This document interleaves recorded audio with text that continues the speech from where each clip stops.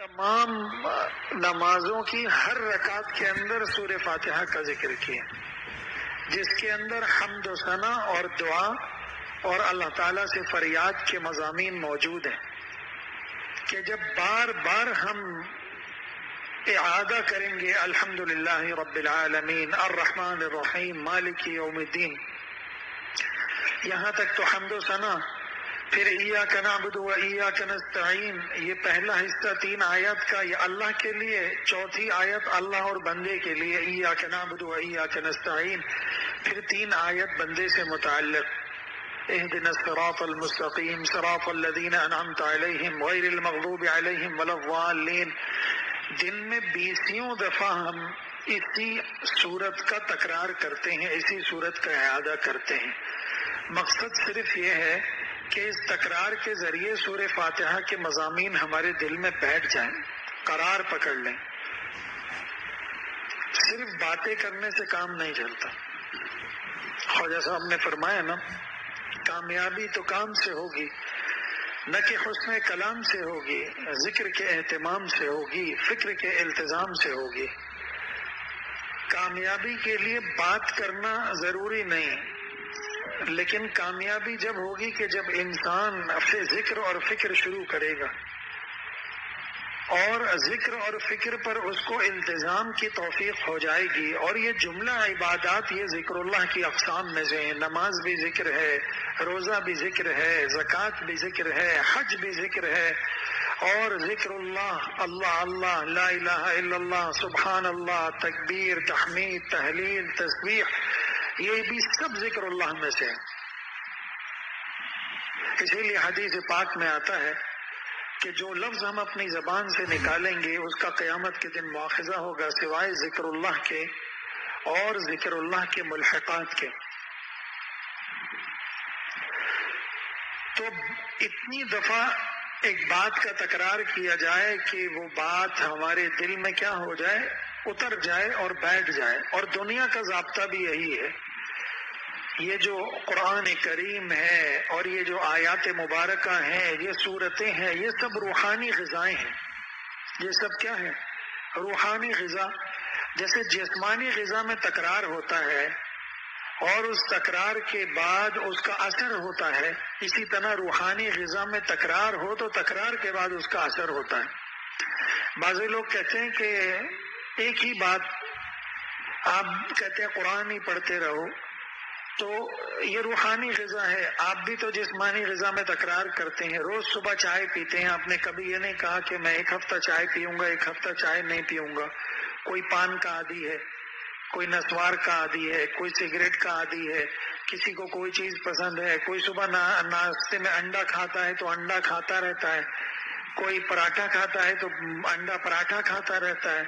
تو جتنی بھی نعمتیں ہیں اس کے تکرار میں کبھی انسان یہ نہیں کہتا کہ روز چائے روز روٹی۔ ہم روز روٹی کھاتے ہیں اور کبھی کبھی 3 وقت کھاتے ہیں، اور برسہاں برس گزر گئے ہمیں روٹی کھاتے ہوئے۔ ہم میں سے کسی نے کبھی یہ نہیں کہا کہ روز روٹی روز چاول۔ اہل بنگال روز چاول کھاتے ہیں، کبھی کسی نے نہیں کہا وہاں روز چاول۔ یہاں بر صغیر میں مختلف علاقوں میں جہاں روٹی کھائی جاتی ہے کبھی نہیں کہتے روز دال روٹی، روز دال سبزی، روز دال گوشت۔ تو جب دنیاوی غذاؤں کے اندر تکرار ہمیں پسند ہے کیونکہ ہمیں جان اور صحت پیاری ہے، اگر ہمیں ایمان پیارا ہو جائے تو ہمیں روحانی غذاؤں کے تکرار میں بھی مزہ آئے گا۔ اور پورے قرآن کریم میں دیکھ لیں، اللہ جل شانہ نے نصیحتوں کو عنوان بدل بدل کر جو ہمارے لیے فائدے کی چیزیں ہیں، جن چیزوں سے ہمیں منع فرمایا، جن چیزوں کا ہمیں حکم دیا، جو رہنمائی کے لیے ہمارے ہدایات ہیں، قرآنی ہدایات، ان کو بار بار بیان کیا، مختلف عنوانات سے بیان کیا، قصوں کا بار بار تکرار کیا۔ موسیٰ علیہ السلام کا قصہ 50 سے زائد جگہ پر قرآن کریم میں موجود، مختلف انبیاء کے قصے بیان کیے، بار بار بیان کیا، تاکہ ہمارے جو اس سے نتیجہ اخذ ہو رہا ہے، جو اس کا خلاصہ ہے، جو اس کا مرکزی خیال ہے، وہ ہمارے دل میں بیٹھ جائے۔ اور وہ ایک جملہ ہے کہ ہم مرنے سے پہلے اللہ جل شانہ کو 100% راضی کر کے جنت والے بن جائیں. ہم اللہ جل شانہ کو راضی کر کے اپنے جسم کو دوزخ کے عذاب سے، دوزخ کی سزاؤں سے بچا کر جنت میں لے جانے والے بن جائیں. اسی کے لیے روزہ، اسی کے لیے نماز، اسی کے لیے زکوٰۃ، اسی کے لیے حج، اسی کے لیے عمرہ، اسی کے لیے صدقہ، اسی کے لیے نفلی عبادات، اسی کے لیے مخلوق خدا پر رحم، اسی کے لیے یہ ساری ریاضتیں، مشقتیں، یہ سب کے سب کا نتیجہ یہ ہے کہ ہم اپنے جسم کو دوزخ کے عذاب سے بچائیں اور جنت میں لے جانے والا بن جائیں. لیکن اللہ جل شانہ نے جنت کے مختلف دروازے رکھے ہیں. مختلف جنت کے اندر مسلمانوں کی اور کامل مومنین کی جماعتیں مختلف دروازوں سے داخل ہوں گی. اللہ نے قرآن کریم میں فرمایا یا ایتھا النفس المطمئنہ ارجعی الی ربک راضیۃ مرضیہ فادخلی فی عبادی وادخلی جنتی. تو جب فادخلی فی عبادی ہوگا تو جن کی بخشش اللہ جل شانہ نے نماز کے ذریعے کی ہوگی تو نمازیوں کی ایک جماعت ہوگی، وہ جنت میں جائے گی. جن کی صدقات کے ذریعے کی ہوگی، جن کی حج کے ذریعے کی ہوگی، جن کی ماں باپ کی خدمت کے ذریعے کی ہوگی، جن کی علم دین کی خدمت کے ذریعے کی ہوگی، تو سب اپنی اپنی جماعتوں کے ساتھ جنت میں جائیں گے. تو پورے قرآن کریم کی تعلیمات کا خلاصہ یہی ہے کہ ہم اللہ جل شانہ کو راضی کر لیں، اور مختلف عنوانات سے اللہ جل شانہ اس کو بار بار قرآن کریم میں بیان فرماتے ہیں. جیسا کہ اس صورت میں بیان فرمایا کہ ایمان کے بعد عمل صالح بھی شرط ہے، عمل صالح کے بعد حق کی وصیت اور نصیحت بھی ایک دوسرے کو شرط ہے، اور صبر کی نصیحت اور وصیت بھی ایک دوسرے کو شرط ہے کے لیے شرط ہے. اگر یہ چاروں جز نہ پائے گئے تو ہم کسی نہ کسی درجے میں خسارے کے اندر ضرور ہوں گے، کسی نہ کسی درجے میں ہمارے لیے نقصان ضرور ہوگا. اب اس کا طریقہ کار کیا ہے وہ حضرت تھانوی رحمۃ اللہ علیہ نے آداب تبلیغ میں مفصل لکھا ہے کہ ہمارے جو محکومین ہیں ان کے لیے احکامات الگ ہیں. کیا فرمایا اللہ جل شانہ نے یا ایھا الذین آمنوا قوا انفسکم واہلیکم نارا. کس سے بچاؤ؟ اپنے کو اور جو تمہارے محکومین ہیں ان کو دوزخ کی آنچ سے بچاؤ. اپنے اہل و عیال کو کس سے بچاؤ؟ دوزخ کی آنچ سے بچاؤ. تو ان کے لیے احکامات الگ ہیں. ماں باپ کیسے اولاد کو بچائیں گے، کیسے حق کی وصیت کریں گے، کیسے صبر کی وصیت کریں گے، یہ ہمیں سیکھنے کی ضرورت ہے. ایمان ایک بار سیکھنا پڑے گا کہ ایمان کے اجزاء کیا ہیں، ایمان کن چیزوں سے مرکب ہیں. یاد رکھیے ایمان ایک ایسا محل ہے کہ جس کے اندر داخل ہونے کا راستہ ایک ہے. لا الہ الا اللہ محمد الرسول اللہ پڑھا اور آپ مومن ہو گئے، اندر داخل ہو گئے ایمان کے محل میں. لیکن نکلنے کے راستے بہت ہیں. کچھ لوگ کھڑکی سے کود کر نکل جاتے ہیں اس محل سے، کچھ چھت سے کود کر نکل جاتے ہیں، کچھ دیوار پھاند کر نکل جاتے ہیں. دروازے سے واپسی نہیں. بعض اوقات کلمہ انسان کی زبان سے ایسا نکل جاتا ہے کہ ایمان خارج ہو جاتا ہے. آج تو بکثرت ہم لوگ روزانہ ایسے جملے منہ سے نکالتے ہیں کہ جس سے ایمان کیا ہو جاتا ہے، ختم ہو جاتا ہے. ایک جملہ بہت عام ہے، ہم کسی چیز کو مشیت الہی پر موقوف نہیں کرتے، ہم کسی چیز کو مشیت الہی سے نہیں جوڑتے. ہماری زبان پہ دو جملے ہوتے ہیں، حسن اتفاق اور سوء اتفاق. میں گیا، اچانک ایکسیڈنٹ ہو گیا. حسن اتفاق سے میری دکان چل گئی، مجھے روزگار مل رہا ہے. سوء اتفاق سے میری دکان نہیں چلی، میرا ایکسیڈنٹ نہیں ہو گیا، میری فیکٹری نہیں چلی. یعنی مشیت خداوندی موجود ہی نہیں ہے، اللہ جل شانہ موجود ہی نہیں ہے. سارا کام سوء اتفاق اور حسن اتفاق سے ہوتا ہے.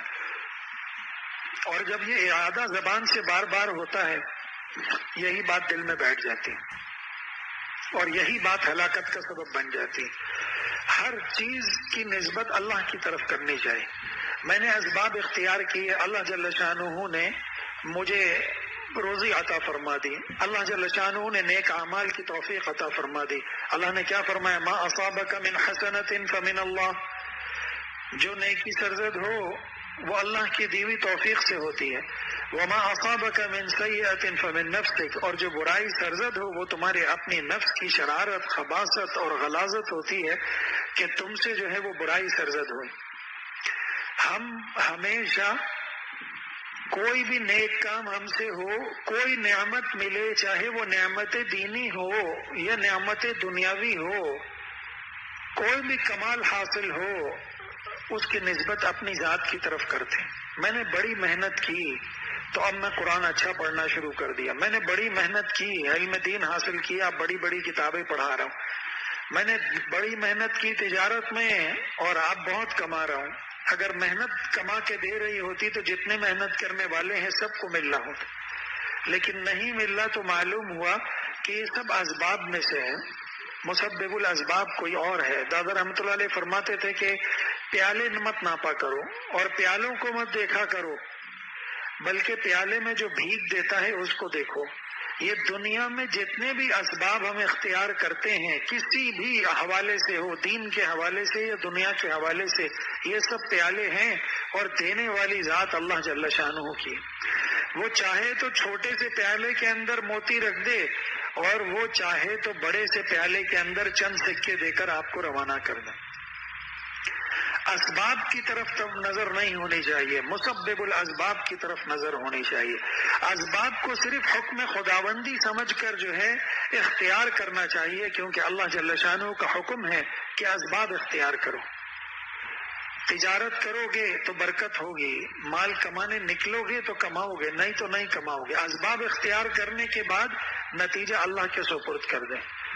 لیکن ہم اگر کام خراب ہو جائے تو کہتے ہیں اللہ کی مرضی نہیں تھی اس لیے خراب ہو گیا، اللہ کی مرضی نہیں تھی اس لیے شفا ہو گئی، مر گیا، اللہ کی مرضی نہیں تھی اس لیے ایکسیڈنٹ ہو گیا، اللہ کی مرضی نہیں تھی تجارت میں کامیابی نہیں ہوئی۔ لیکن جہاں جو ہے کمال حاصل ہو جائے، نعمت حاصل ہو جائے، فوراً اس کی نسبت اپنی ذات کی طرف کرتے،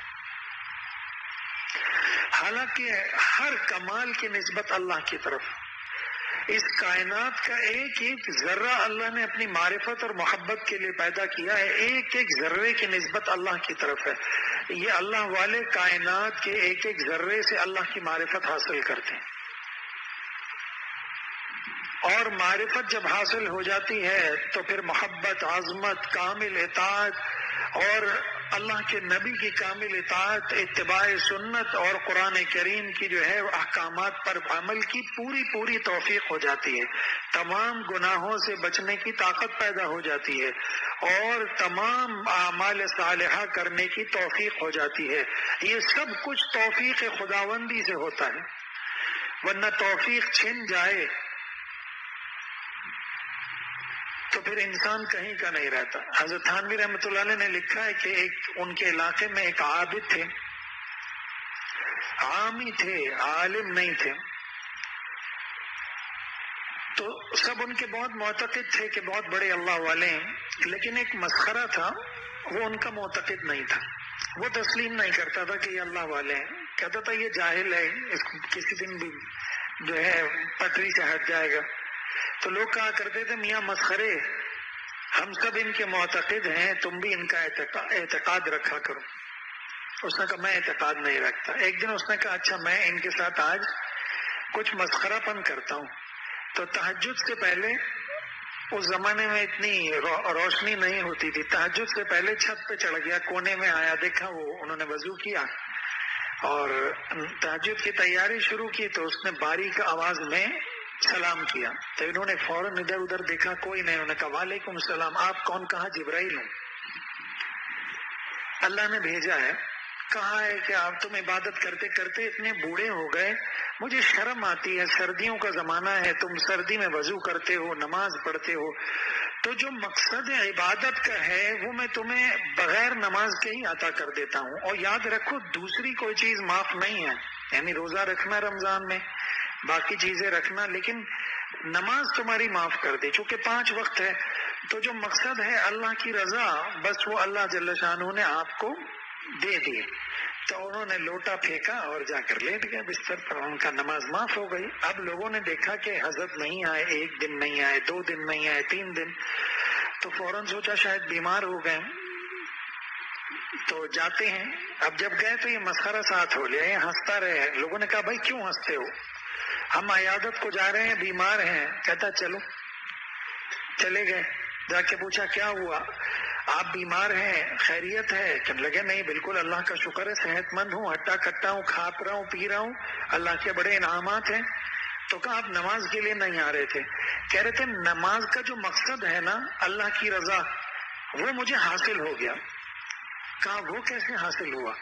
کہا کئی روز پہلے فجر کے لیے اٹھا تو اللہ نے جبرائیل کو بھیجا, تو وہ آئے. نظر تو مجھے نہیں آئے, لیکن انہوں نے مجھے کہا کہ آپ اتنی عمر ہو گئی نماز پڑھتے پڑھتے, تو جب آپ اٹھتے ہیں اور وضو کرتے ہیں ٹھنڈے پانی سے تو ہمیں شرم آتی ہے, تو لہٰذا آپ کی نماز آج سے معاف, بقیہ عبادات کرنی. تو بڑے پریشان ہوئے کہ, تو کہا کہ اب الحمدللہ جبرائیل کی آمد و رفت شروع ہو گئی ہے. اب پہلی بار آئے تھے تو ہو سکتا ہے کہ رمضان سے پہلے آئے تو روزہ بھی معاف ہو جائے. تو اس مسخرے نے کہا دیکھا. تو کہا کیا دیکھا؟ کہا وہ میں ہی ہوں جبرائیل. کہا تم کیسے؟ کہا آپ لوگ کہتے تھے یہ بزرگ ہے, میں نے کہا تھا کہ بھائی علم نہیں ہے, میں کہیں نہ کہیں پھنسا لوں گا ان کو. تو کہا جب یہ رات کو اٹھے تو میں آیا اوپر ان کے, اور میں نے باریک آواز کر کے ان کو سلام کیا. انہوں نے یہ, اور پھر میں نے ان سے اردو میں بات کی. تو جبرائیل ان سے جو ہے اردو میں بات کر رہا ہے. انہوں نے بڑے اطمینان سے میری بات پہ یقین کیا اور میرے سامنے ہی لوٹا پٹک کے چلے گئے اندر. تو میں نے کہا قابو آ گئے. تو عبادات کی نسبت جو ہے اللہ جل شانہ کی طرف ہونی چاہیے, ہر کمال کی نسبت اللہ کی طرف ہونی چاہیے. جب ہمارے اندر یہ ملکہ پیدا ہو جائے گا تب کامیابی حاصل ہو. جب تک یہ ملکہ پیدا نہیں ہوا کامیابی حاصل نہیں ہوگی. تو ہم میں سے ہر ایک کو اپنے متعلقین کو بزور طاقت حق کی وصیت اور نصیحت کرنی چاہیے. حق کی وصیت بھی کرنی چاہیے اور صبر کی وصیت بھی کرنی چاہیے, اور آپر میں ایک دوسرے کو حقوق کی رعایت کرتے ہوئے حق کی وصیت اور صبر کی نصیحت کرنی چاہیے. کیونکہ جو متعلقین ہیں آپ ان کے اوپر حاکم ہیں, اللہ نے حاکم بنایا. اب دیکھیں اگر تارک فرض ہے تو آپ کی نصیحت میں اتنا زور ہونا چاہیے. تارک واجب ہے تو پھر اسی درجے اسی شدت کے ساتھ آپ کو نصیحت اور وصیت کرنی چاہیے, اور تارک سنت ہے تو اس سے کم درجے میں. اور اگر کسی مکروہ کام میں مبتلا ہے تو بہت پیار محبت سے, اور اگر کسی حرام میں مبتلا ہے تو پھر بہت شدت کے ساتھ اس کی روک تھام کرنی چاہیے. حضرت تھانوی رحمۃ اللہ نے لکھا ہے کہ کوئی بھی عمل انسان کرتا ہے وہ 7 حال سے خالی نہیں. یا تو فرض ہوگا, یا واجب ہوگا, یا سنت ہوگا, یا مستحب ہوگا, یا مباح ہوگا, یا مکروہ تنزیہی ہوگا, یا حرام ہوگا. جو ہے مکروہ تنزیہی حرام, ان 7 کوئی بھی عمل ہم کریں ان 7 میں سے کسی سے باہر نہیں ہو سکتا. پھر فرمایا عمل کرنے کے اعتبار سے 3 قسمیں, یعنی عام آدمی عمل کرے گا یا عالم عمل کرے گا. حضرت عالم اور غیر عالم نہیں فرماتے تھے, بہت محتاط جملہ لکھتے تھے, عالم اور عامی. جو غیر عالم ہے, ہم تو جاہل کا لفظ استعمال کرتے ہیں, یہ بہت خفیف لفظ ہے. اس سے بہتر لفظ کیا ہے؟ غیر عالم. اور اس سے ہلکا لفظ کیا ہے؟ عامی. تو حضرت فرماتے تھے عالم اور عامی. تو فرماتے تھے کہ اگر عالم, اور پھر کہتے تھے ہر دونوں کی 3 قسمیں ہیں, عالم کی اور عامی کی. فرماتے تھے عالم یا تو عاصی ہوگا, یا صالح ہوگا, یا مصلح ہوگا. یعنی عالم یا تو گناہ کرنے والا ہوگا, یا صالح ہوگا, دیندار ہوگا, یا مصلح بھی ہوگا, لوگوں کی اصلاح کرنے والا بھی ہوگا. فرماتے تھے عامی کی بھی 3 قسمیں, یا صالح ہوگا, یا جو ہے گناہگار ہوگا عامی, یا صالح ہوگا, یا مصلح ہوگا. فرماتے تھے کہ اگر عالم عاصی ہے تو اس کو عامی صالح کے پاس اور مصلح کے پاس جانا پڑے گا. جب عامی مصلح کے پاس جائے گا تب اصلاح ہوگی. لیکن فرماتے تھے کمال جو ہے وہ عالم مصلح کے اندر ہوتا ہے، جو عالم بھی ہو اور مصلح بھی ہو، جو مسئلہ بھی بتائے اصلاح بھی کرے، جو مسئلہ بھی بتائے اور تزکیہ بھی کرے، جس کو اللہ تعالیٰ نے علم دین بھی عطا کیا ہو اور اصلاح کا ملکہ اور اصلاح کا جذبہ بھی اس کے اندر رکھا ہو۔ تو ہم سب کو اس کی فکر کرنی چاہیے۔ اور حدیث پاک میں ہے کہ المؤمن مرآت المؤمن، ہماری تبلیغ میں یا ہماری نصیحت میں اثر کب پیدا ہوگا کہ جب ہم حقوق کی رعایت کرتے ہوئے نصیحت کریں گے، کب کہنا ہے، کیا کہنا ہے، کیسے کہنا ہے، ان 3 باتوں کو پہلے سیکھیں گے۔ پہلی بات تو یہ یاد رکھیں کہ سرکار دو عالم سید الانبیاء صلی اللہ علیہ وسلم نے فرمایا کہ مومن مومن کے لیے آئینہ ہے۔ ہمارا ضابطہ یہ ہے کہ ہم کسی کے اندر کوئی برائی دیکھتے ہیں، بھائی حق کی نصیحت کب کرے گا؟ جب اس کو حق سے ہٹا ہوا دیکھے گا۔ اب ہمارا ضابطہ یہ ہے کہ جس کو ہم حق سے ہٹا ہوا دیکھتے ہیں، چاہے وہ کسی گناہ کے اندر مبتلا دیکھیں یا کسی اعمال صالحہ میں سے کسی عمل کے اندر سست پائیں اور غفلت کرنے والا پائیں، تو ہم اس کی وہ سستی یا اس کے اس گناہ کو پورے محلے میں ذکر کرتے ہیں، اس سے نہیں کرتے۔ فلاں نماز نہیں پڑھتا، فلاں جھوٹ بولتا ہے، فلاں گالی دیتا ہے۔ آپ تو فرما رہے ہیں آپ صلی اللہ علیہ وسلم المؤمن مرآت المؤمن، مومن مومن کے لیے آئینہ ہے۔ اور آئینے کا ضابطہ یہ ہے کہ جب تک آپ سامنے ہیں آئینہ آپ کو دکھائے گا، جب آپ ہٹ جائیں گے دوسرا آئے گا تو دوسرے کا چہرہ دکھائے گا، جب تیسرا آئے گا لائن سے گزرتے جائیے، ایسا نہیں ہوگا کہ گزرنے والے کی تصویر کو روک لے اور اس کی تصویر آنے والا دیکھ لے، ایسا ممکن نہیں۔ تو مومن مومن کے لیے آئینہ ہے، آپ ہر ایک کو اس کا عیب بتلائیں، لیکن بتلانے کا بھی طریقہ ہے اور موقع ہے کہ انسان ہر وقت نصیحت کو قبول کرنے کے لیے تیار نہیں ہوتا، اس کا موقع ہوتا ہے۔ اب شادی کے موقع پر غم کی وصیت کرنا اور غم کے موقع پر رشتہ لے کے پہنچ جانا، باپ کا جنازہ رکھا ہے اور آپ جو ہے وہ رشتے کی بات کر رہے ہیں تو وہ قبول کرے گا؟ مارے گا۔ تو ہر چیز کا موقع اور محل ہے، اور موقع محل کے اعتبار سے جب نصیحت کی جائے تو وہ نصیحت اثر کرتی ہے۔ اور مومن کا سینہ رازوں کا قبرستان ہونا چاہیے، دوسرے مومنین کی جتنی بھی خامیاں دیکھے اس کا قبرستان ہونا چاہیے، خامی دیکھے اس کو نصیحت کرے اور دفن کر دے، اور نصیحت کرتا رہے، نصیحت کرنے سے گھبرانا نہیں چاہیے۔ حضرت مولانا شبیر علی صاحب نے فرمایا، ہم نے بارہا دادا سے سنا کہ ایک آدمی کو سگریٹ پینے سے منع کیا، لکھتے رہے، 1 بار کہا، 2 بار کہا، 3 بار کہا، 4 بار کہا، اس نے چھوڑ دیا۔ جب گنا تو 100 دفعہ ہو چکا تھا، کہا 100 دفعہ کہنے کے بعد جب 101ویں دفعہ کہا کہ سگریٹ چھوڑ دو، اس نے چھوڑ دی۔ اور حضرت ہردوئی رحمۃ اللہ علیہ کو ایک بار، ہمارے مرشد اول، ایک بار جذبہ پیدا ہوا، حضرت ایک جملہ کہتے تھے، کوئی گودان لیے پھرتا ہے اور کوئی گلدان لیے پھرتا ہے، کوئی بودان لیے پھرتا ہے، کوئی گلدان۔ بودان سے مراد مسجد میں آتا ہے سگریٹ پی کے، اس کا منہ کیا ہے؟ بودان۔ اور کوئی اغلدان کہتے ہیں، گلدان اردو کے اندر، جس میں وہ کیا نام ہے، پرانے زمانے میں وہ 2 پوٹلیاں ہوتی تھی لوگوں کے پاس، ایک میں چھالیا، کتھا، چونا اور پان اور لوازمات ہوتے تھے، اور دوسری پوٹلی ہوتی تھی جس میں وہ اس کی پیک ڈالتا تھا۔ آج تو ماشاءاللہ مہذب معاشرہ ہے نا، جہاں دیوار پہ دیکھیں، راستوں میں، ادھر ادھر، ہر جگہ جو ہے وہ لوگوں نے پیک ماری ہوئی ہوتی ہے، تو وہ مہذب دور میں اس میں ڈالی جاتی تھی۔ تو حضرت فرماتے تھے کوئی بودان لیے پھرتا ہے اور کوئی گلدان لیے پھرتا ہے، یعنی کسی کے پاس دیکھو تو گلدان ہے، اس میں پچکاری مارے جا رہا ہے، اور کوئی سگریٹ پی کے آیا، منہ میں بدبو ہے۔ فرماتے تھے کہ لہسن اور پیاز کھا کے تو مسجد میں جانا منع، اور تم سگریٹ پی کر اللہ کا نام لیتے ہو، اس سے فرشتوں کو اذیت ہوتی ہے، جو لہسن اور پیاز کھا کے مسجد میں آنا منع ہے۔ فرمائے تم سگریٹ پی کے آتے ہو، اس سے تکلیف نہیں ہوتی ہو۔ اسی لیے حضرت والا رحمۃ اللہ علیہ مسجد میں رنگ کے قائل نہیں تھے۔ اس مسجد میں جب مسجد بنی 80 کی دہائی میں، تو بہت سے لوگوں نے اعتراض کیا، اتنے اوپر تک سنگ مرمر لگانے کی ضرورت کیا ہے؟ اور سن بلوچ والی مسجد میں بھی سنگ مرمر لگا ہوا ہے، اور حضرت والا کے ہاں مسجد میں رنگ نہیں ہوا. حضرت فرماتے ہیں کہ دیکھو مسجد سے رحمت کے فرشتوں کو تھوڑی سی دیر کے لیے بھی نکالنا یہ بہت بڑی بے ادبی ہے. لیکن آج کے زمانے میں تو ایسا رنگ آ گیا جس میں بو نہیں ہوتی، اس زمانے میں نہیں ہوتا تھا.